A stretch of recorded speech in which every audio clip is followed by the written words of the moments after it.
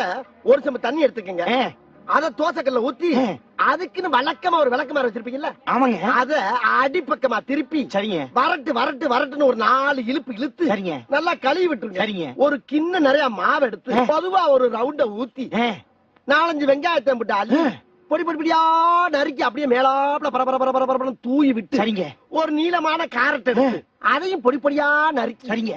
அப்படியே மேலாப்ல பரபர தூவி விட்டு சரிங்க.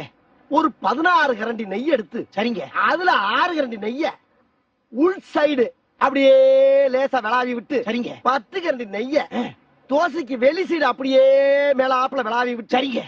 இட்லி பொடி இருக்கு பாத்தீங்களா, அத அப்படியே அள்ளி மலை சாரல் மாதிரி அதை மேலாப்ல பரபர அப்படியே பேய விட்டு சரிங்க.